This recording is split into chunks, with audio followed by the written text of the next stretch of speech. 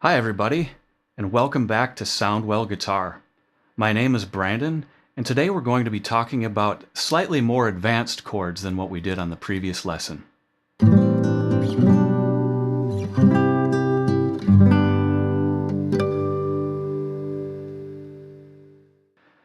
So like I said, the chords that we're going to do today are slightly more advanced than the ones in the previous lesson.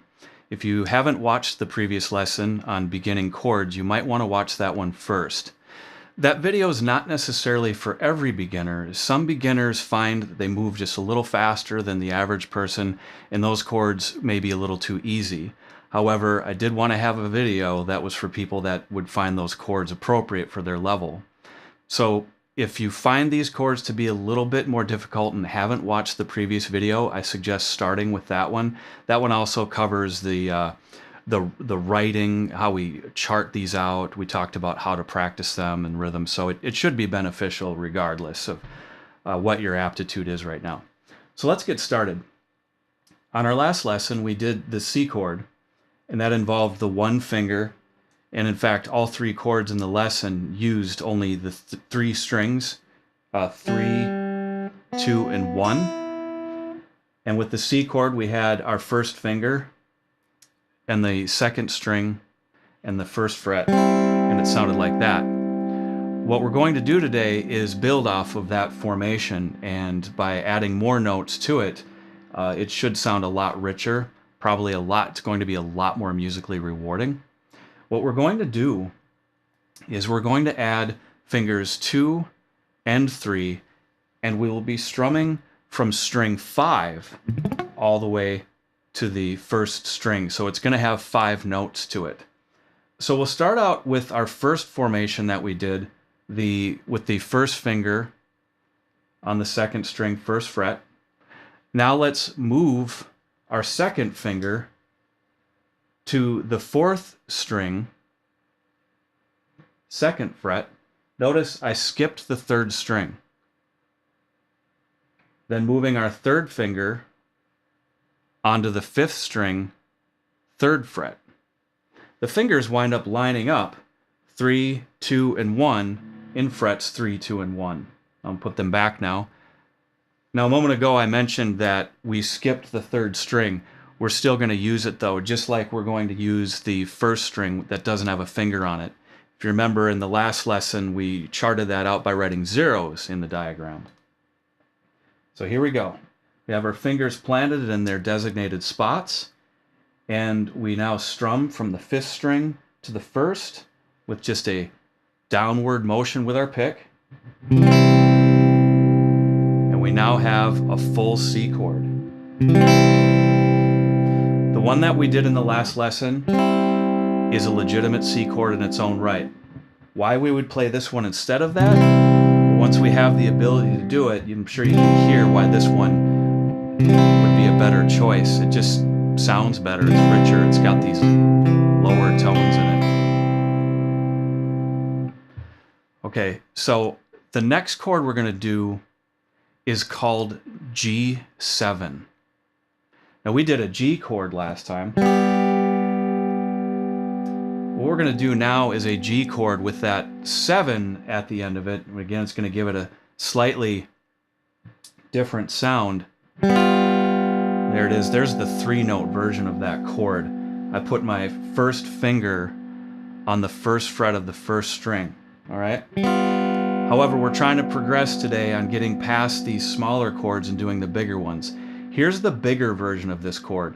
It works a lot like the C chord did, where I incorporate the third finger and the second again, third finger in the third fret, second finger in the second fret. But instead of putting them on the fifth and fourth string, let's take that formation and move that to the sixth and the fifth string. This time, we're doing our first chord that involves strumming all 6 strings. It's getting a little bigger, richer sound than just that. Stretch can be a little difficult at first, and that's why I didn't show you these right away. What you now have is 2 chords with a really full, rich sound, one called C and the other G7. Once again, I am teaching you chords that work really well together. So we don't just learn a bunch of chords separate from one another, but we start to learn groups of them that we can link together to make a progression, and it will sound more musical. So I'm going to go back to our original rhythm we were doing last time, where we were strumming in the rhythm of 4. There's the whole foot tapping technique we want to employ, and then there's going to be the chart where we've got the forward slashes, and we'll do 4 in each measure, and then we're going to switch to the next. Don't forget to count, and most importantly, don't forget to play slowly so that our transitions are on the beat. Here we go. I'm going to do 4 measures of 4, and I'm just going to switch from one to the next every time it's a new measure. And I'm going to start with the C chord. 1, 2, 3, 4. 1, 2, 3, 4. 1, 2, 3, 4. 1, 2, 3, 4. Now when I left off on the G7 chord, I'm sure you can appreciate we have that unresolved sound again, leading your ear back to the first chord. That's why they work so well together. They're the G7's creating that tension, and your ears are wanting that resolution. It's a really great way to put your chords together. Let's go back to the progression that we did on the last lesson. Remember, it was a G, a C, and a D7, and we went back to the G. Well, we just learned this big G7 chord, okay? Now, I want to take our last progression we did, the G, C, and D7, and make it all sound fuller like we just did with the G7 and the C. We're going to do so by working off of our original G, where we put our 3rd finger on the 3rd fret of the 1st string. But now what we're going to do, though, is we're going to use our 4th finger for that instead.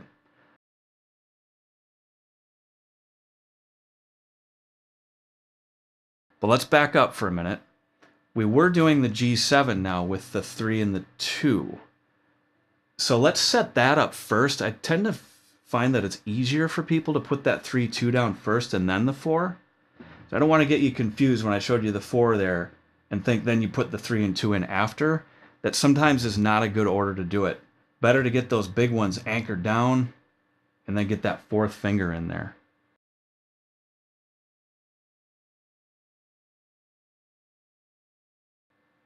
Okay, so notice it's just a different finger this time. Instead of this, we're going to use our 4 for that. But then adding the 3 and the 2 like we had in our G7, we put them together, and we have that. Much more professional sounding. The others are cool too. They're kind of like ukulele chords. So you use them for some things. Again, these thicker, richer ones are much better for filling out the rhythm section. Especially if you're playing, you're the only instrument playing and everyone else is singing. You want these bigger ones. Okay, we're going to move on then to the C chord, and we're going to use the new one. Okay, there it is. Notice the 3 and the 2 moved really smoothly. So they were just lined up, 3 and 2, just like that. Okay, not a lot about D7 is going to change today. It's going to be the same formation that we did before.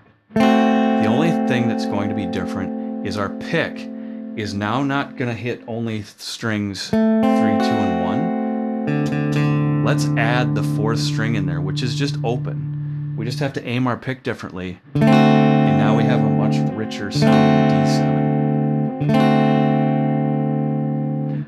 So let's put that together now.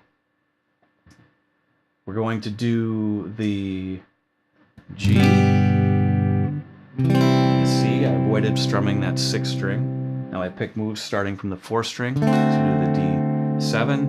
Now here's probably the most difficult part of today's lesson, getting back to the G chord with the 3, 2, and the 4 fingering.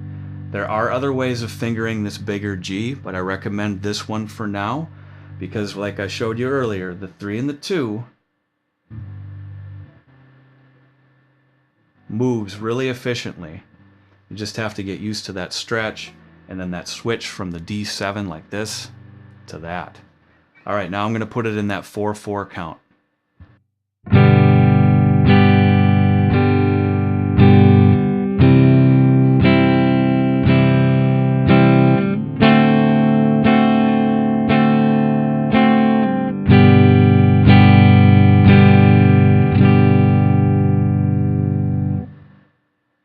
Okay, I hope you enjoyed today's lesson. Now you've got some bigger chords to work on. Keep practicing them every day, and we've got more to come. We'll see you next time.